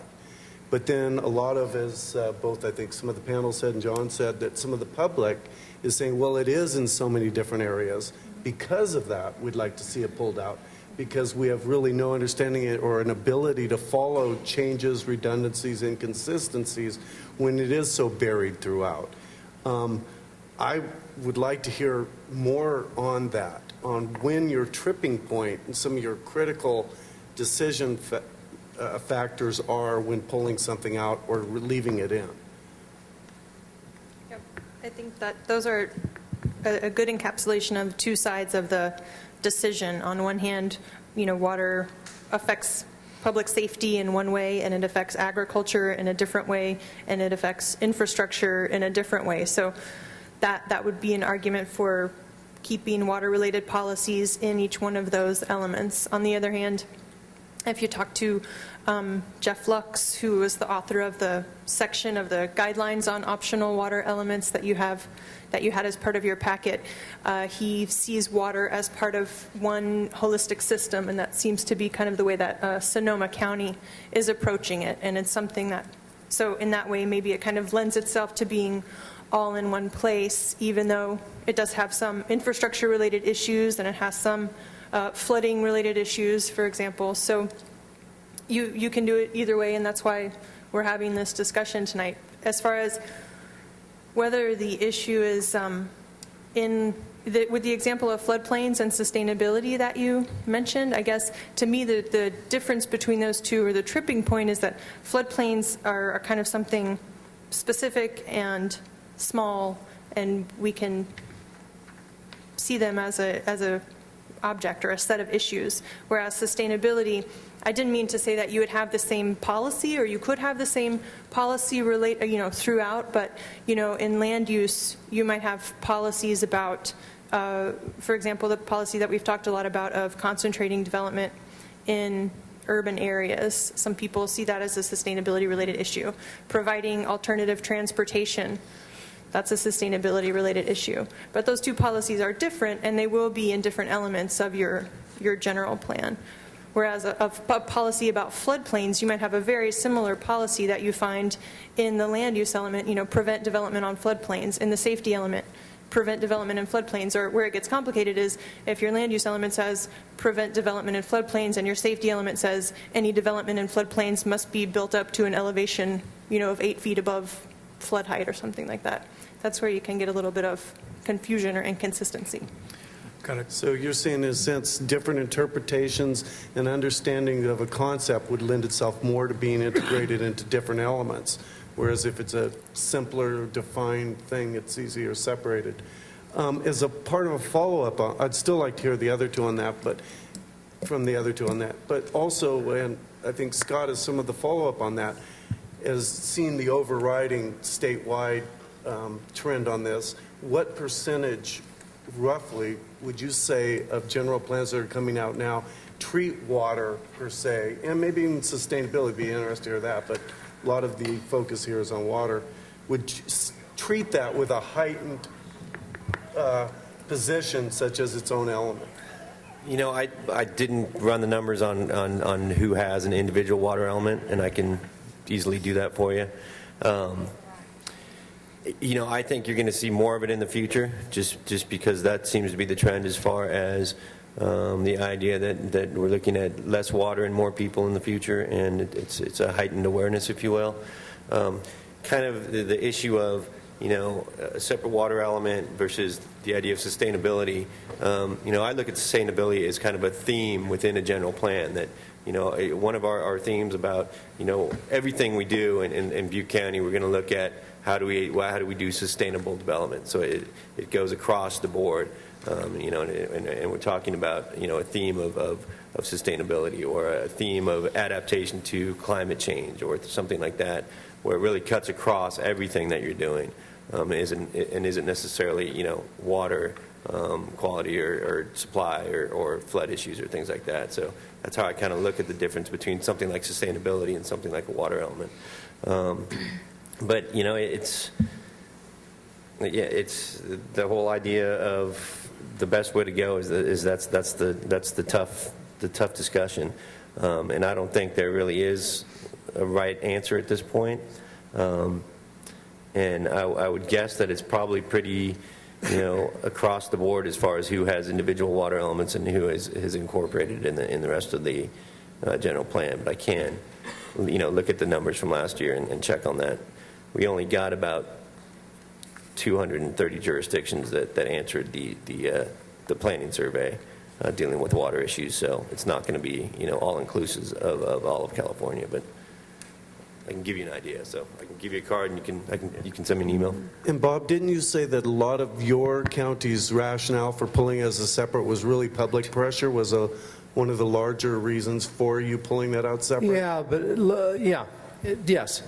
The answer is yes to that. But the details of what that public pressure was and what we ended up with a scope of work are all related to the need for water, the use of water, supply and demand of water.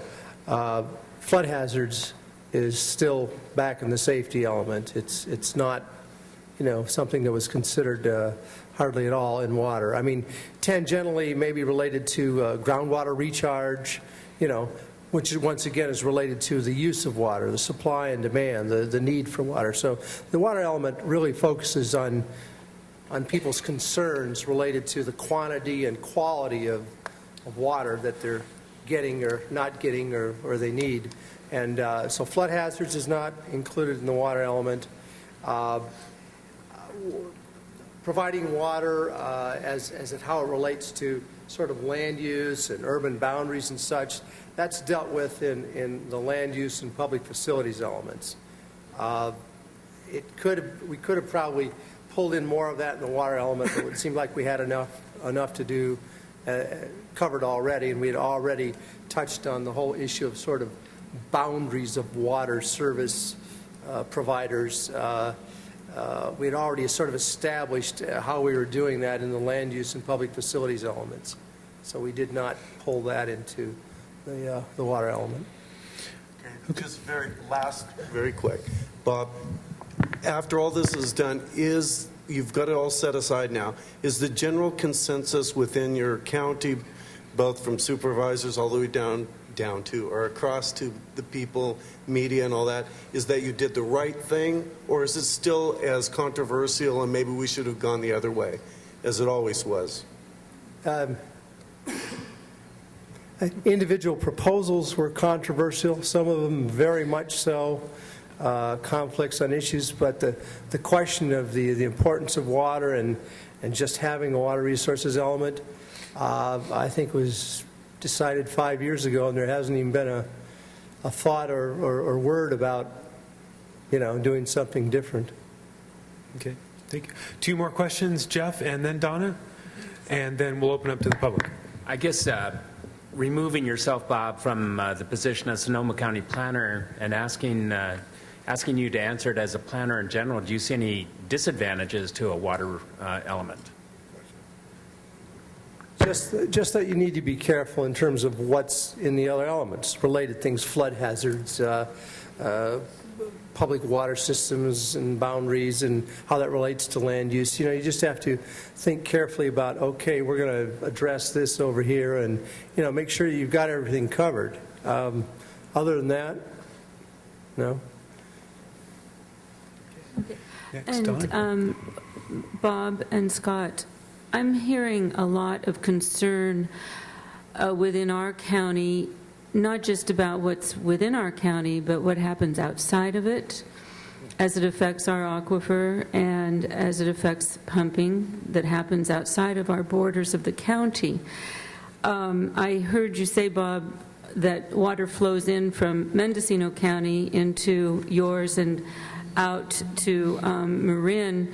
How much of your policy, if any, addressed ways to deal with those actions outside of your county? And also, Scott, any ideas on how we should address those issues? Because a common aquifer under all of our land affects us beyond our borders. I'll just say that you're only doing the Butte County General Plan. You can only develop policies for Butte County, you know, and essentially policies that the board will adopt and hopefully commit, carry out, follow. So in all these situations, you don't have necessarily direct control over all the other parties, whether it's other counties, or actually one of the biggest issues we had is that we can establish the county's policy for public water suppliers, but the truth is we don't have direct control over any of them.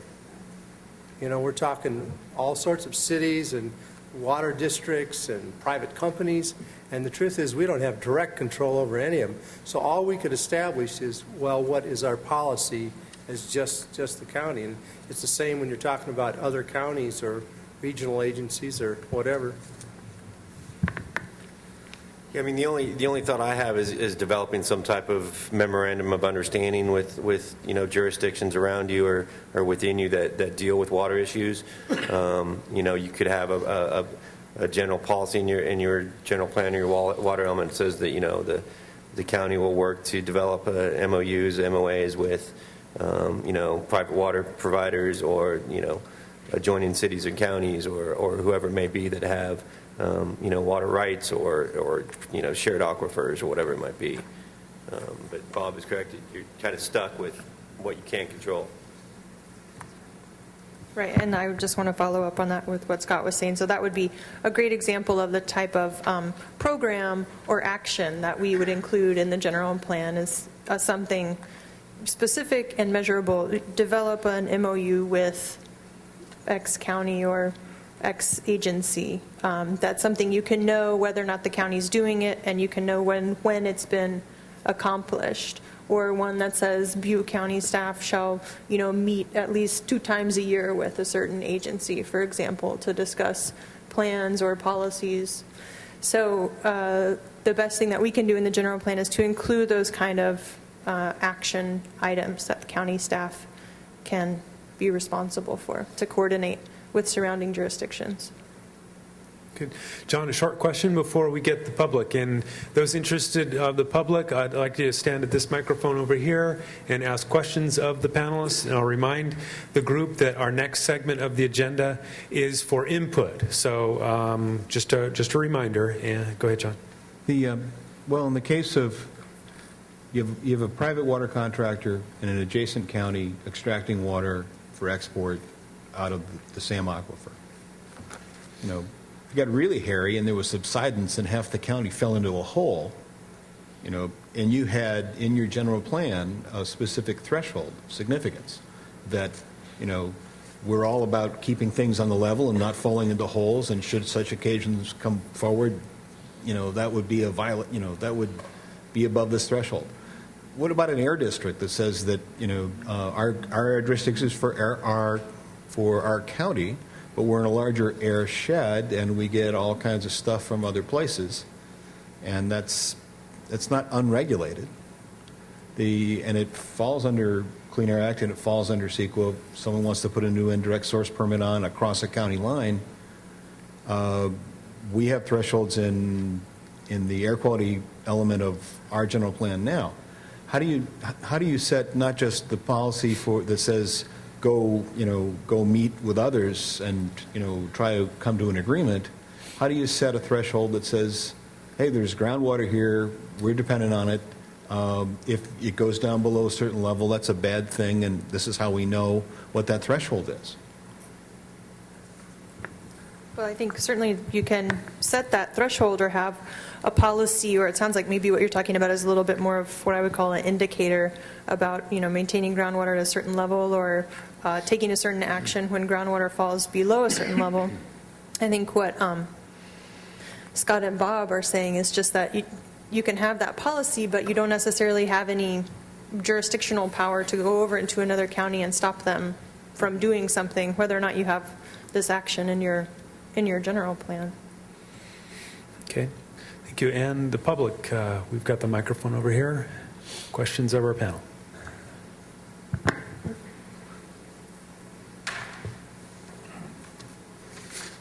Hello, thank you for coming. Is this on? Okay. My name is Dylan Paul. To me, it seems that water is an important enough issue in this day and age that it should be a separate element. I'm kind of skeptical that the low-flow toilets and faucets in Channel 9 are really going to make a big enough difference to where people are going to change their habits. And at what point, and this is kind of a two-part question, at what point do we really consider that gray water element and with the water use, and is that a part of those water elements in your history? I know in California it can be a little difficult, but to me it seems that the gray water that we waste isn't wastewater, it's just plain water waste. And so without getting people really too afraid of having to drink this water, and just reusing it seems to be a good concept. So the question would be, how do we implement that into the water element if it's added?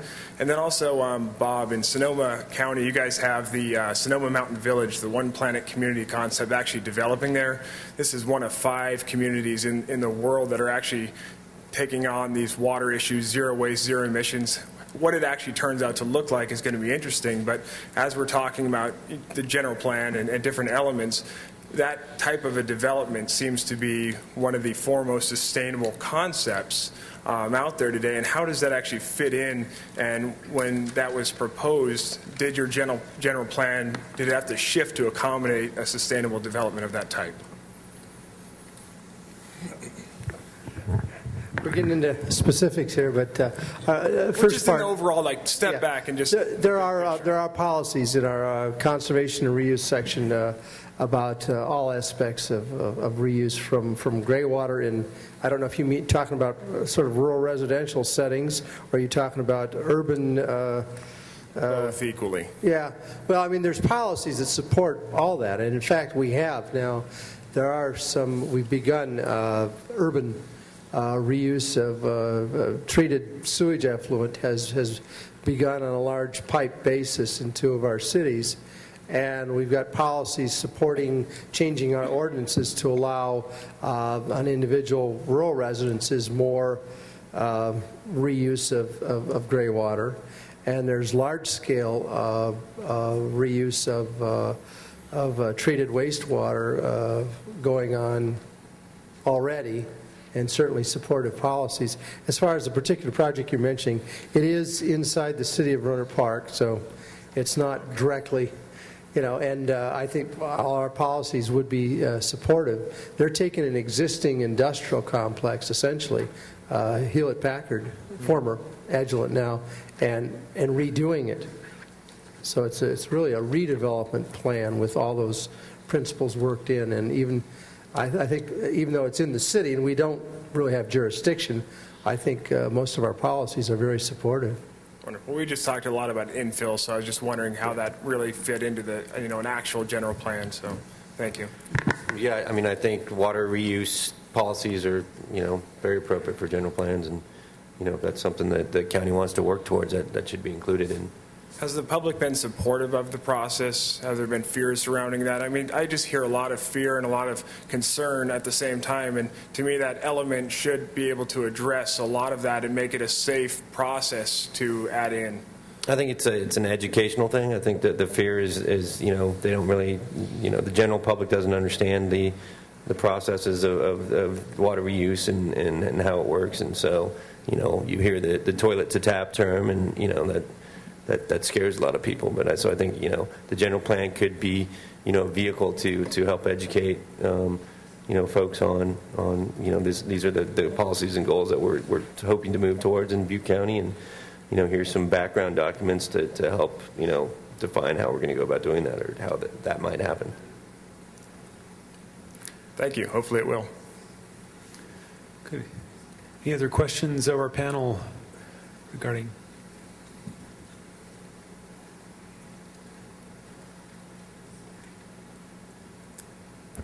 Thank you. I just have one brief comment. I'm Paul Goslin, Director of Department of Water Resource Conservation. We do have a 4-county MOU with Colusa, Glenn, and Tehama County on cooperating on projects and assessments, and that actually leads to a lot of the things we do within our own county and over in Glenn County to assure that what projects go on, that if there is potential impact in adjacent counties, we kind of address that. And there's also the CEQA review process that kind of covers it. So it's a MOU that's 3 years old now and is still growing and expanding in some of the topics. So I just wanted to point that out. Thank you.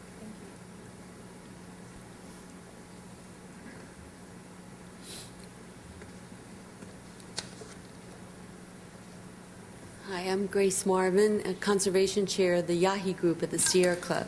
And we've been saying all along that we really would like to see a water element, that we think it's very important that we see to it that we know, for example, how much water we have in the county before we allow export of the water. But one of the questions I have has to do with state rules and regulations and policies. To what extent can they bypass anything that is expressed in a county general plan regarding water? And then another question is, with respect to the MOUs that the gentleman just discussed, if we as a county want to develop policies that might conflict with those MOUs because we're, say, interested in protecting the water, would we be able to do that? So anybody who wants to address those questions, I'd really appreciate it. I'm not a water expert, so I don't know the specifics of the state laws dealing with specifically groundwater issues. Obviously you have Oroville Dam, which is a state water project area, and that's going to be governed by the state law and how that water is allocated. Groundwater is a different issue, and there are given water rights to certain entities and areas. So as far as state override, I'm not sure I don't have a good answer for you on that. But we could follow up. I would think that would be important for us to know. What would be a good way to find that out? I can put you in contact with some people. And put the rest of the people in touch with? Okay, that'd be great. Thank you. And with respect to the MOUs? Could you repeat? The question was, if there are MOUs with other counties that are formed, I don't know what the specifics are, but I'm just laying this out as a theoretical question. If we decide as a county that we want to develop policies and programs that might not coincide vertically or horizontally with those MOUs, would we be able to do so?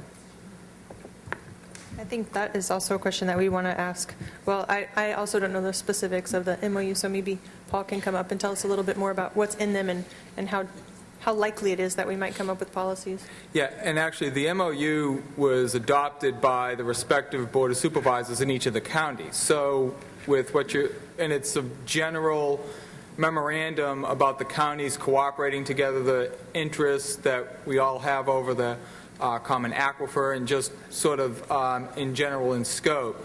So generally, if you were talking about things that any of the counties wanted to do that totally conflicted with that MOU, again, it's the same Board of Supervisors in that county would have to take action, so it's open that we can each withdraw from the MOU or amend it. So it goes to the same body that developed the MOU that's going to ultimately develop policies.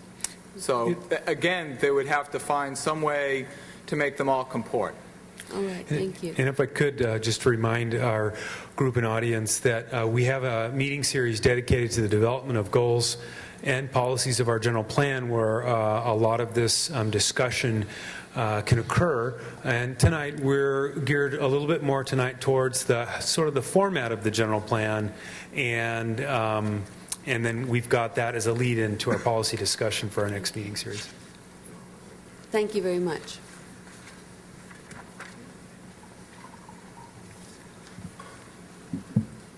Good evening, Bob Cromer. From what I think I've heard, I don't know, if there's 1,000 general plans in California, they're probably organized 999 different ways. It would seem that the element discussion could be a rather brief and short one, because it seems the policies and practices are the thing that will come up 99.9% of the time during the discussions of should we or should we not allow this thing, well, development, whatever, to take place. So my thought is we could get through the element section relatively quickly, because whatever we choose, it's really the policies and practices that really make the decisions. Secondly, just a question. I don't know if there's any way to have experience, but are there general plans around the state that seem to be working quite well in some measurable way of fewer variances, lawsuits, complaints, problems, issues, that we might be able to sort of look and see how they did it and, plagiarize the hell out of it because it's probably a good idea? Or, again, because there's such a wide variety in how general plans are established, there is no good versus okay versus bad general plan. So, again, let's decide on what we want for these 7 or 8 elements, make that decision, and then really focus on policies and practices. Thanks. Anybody comment? Scott probably has the best kind of statewide perspective on what's the best general plan out there and the least legally challenged, et cetera. But I think from DC&E's perspective as a consultant, most of the general plans seem to work for the jurisdiction that they are created for, and each jurisdiction is different. The political climate in every jurisdiction is different. The legal climate is different. The development pressures are different. So as far as number of lawsuits or number of amendments or variances, it really varies. But I talked to several different jurisdictions in the course of preparing for this panel discussion, and most of them said our general plan works pretty well. And I talked to people who have 7 elements, and I talked to people who have 26 elements. So that's what works for them, and that's what we're going to figure out for Butte County. Yeah, I mean, I don't have any top 10 list of the best general plans. Probably Alpine County is the best because they don't have any development, so they don't have any conflict. They're actually losing people, so they don't have to worry about these things. But it's really what works best for your board, your planning department, and the citizens of that county. And a variety of forms work for a variety of jurisdictions for a variety of reasons. I just wanted to say, just to turn that around, why do counties get sued on general plans? One thing that happens is that somebody doesn't get their way on a particular issue, and so they'll come up with something about your process. You didn't do the process right. That happens, unfortunately, often enough. So, it just means that you got to be extremely careful legally and, environmental review, everything just in how you do the process. And that's just sort of a general caveat on everything you do in planning. Housing elements sometimes get sued because it's got numbers in it. And you're supposed to meet certain targets and deadlines, and it's hard to meet that. A lot of cities and counties have found that. So there's a fair number of lawsuits that come up with general plans on not meeting those targets. Beyond that, I don't think it's that common.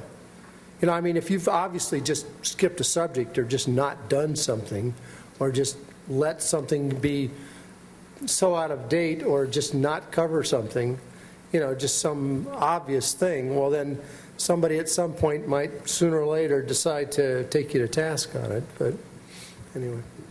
So are you saying if we keep the lawsuit or the numbers to a minimum, that the lawsuits will decrease?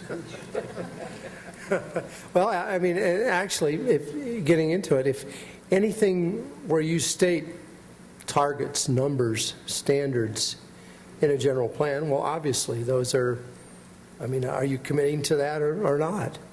So, I mean, it's just the general thing of what do you want to commit to? How much detail, you know, what level of effort or whatever do you want to commit to in a general plan? Because once you say it and adopt it, well, you know, you're making yourself liable if you don't do it in the future. So. Well, I think that was a great wrap-up question for our panel. You've got one more question, DC? Or, sorry, one more? Okay. Thank you. One more.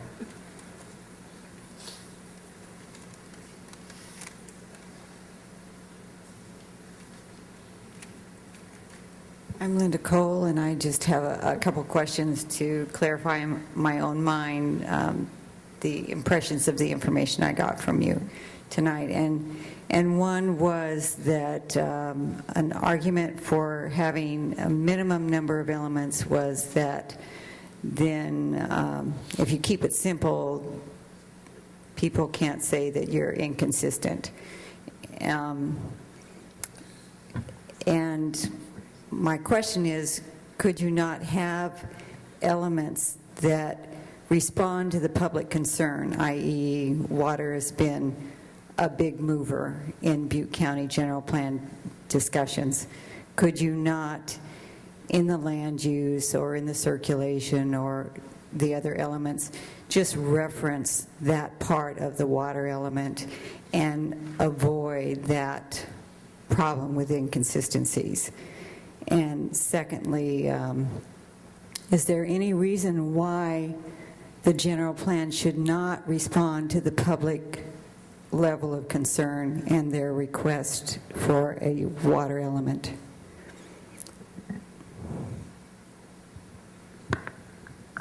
Yeah, you could certainly absolutely cross-reference within the general plan, and you should, and we will. And part of the, typically what we do is add part of the introduction to every element. We'll say what topics are addressed in this element, and if there's other related topics where those are covered.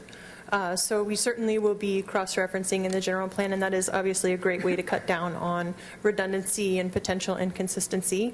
And the general plan should absolutely respond to public concerns, whether those are about water or agriculture or the design of development, whatever the public concerns are, it should definitely respond to those.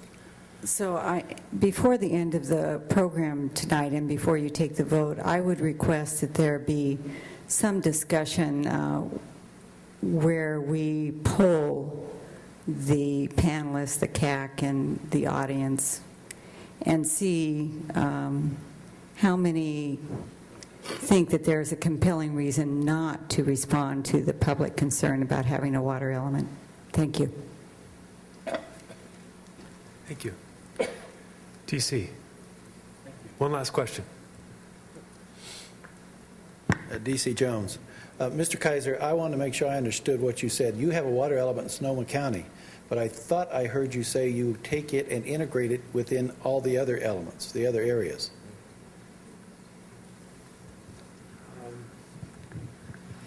I mean, integrate it. Is it standalone by itself every way? Well, I mean, which way? You write elements separately. You can't just be, you know, you have to cover one subject at a time, sort of. You make every attempt to make everything fit together and be consistent. So I'm not sure. Well, I thought I heard you say you were talking about your water element in some of your other elements in some of your other areas. Well, I mean, there are some subjects that are related to water, but we've decided that they don't necessarily need to go in the water resources element. Like, for example, flood hazards. Yeah. Because that is a hazard, The language for the safety element does reference it directly, so it remains in the safety element. And we didn't attempt to address it again or separately or somehow in water resources. Well, I think in Butte County, we have so many other items that we're thinking about. And Yeah. I had hoped to see a lot more people here because they were talking about water elements and a couple other elements. Yeah. I was hoping to see more people here tonight. But the way I have really been looking at this is a general plan is nothing more than a guideline of goals which you're trying to do, and it's not supposed to be a police action to where there's you shall not do this and you shall do that as far as whether we do have water elements or not. Water is in everything. We're going to have something. And I'm not saying there should be a water element or there shouldn't be a water element. I'm just saying it looks to me like it's all going to be integrated no matter which way you go, whether you have one sitting out there by itself or whether you have one sitting in resources or you have one sitting someplace else. It's all going to be integrated all together because it's part of us. And probably Butte County more so than some of the others. I only had one other question. Was there anybody scheduled tonight here to address any county that looked at a water element and chose not to have a water element? I'd like to know why they did that. No, we didn't seek out or poll counties that were contemplating it but ultimately chose not to. We didn't. Because I'd like to know why they did that, if they did. Thank you. Thank you, DC. So that wraps up the question-answer period of our panelists. I'd like to thank our panelists. Round of applause and spending time with us tonight. We are a little over schedule, but we're going to take a 10-minute break.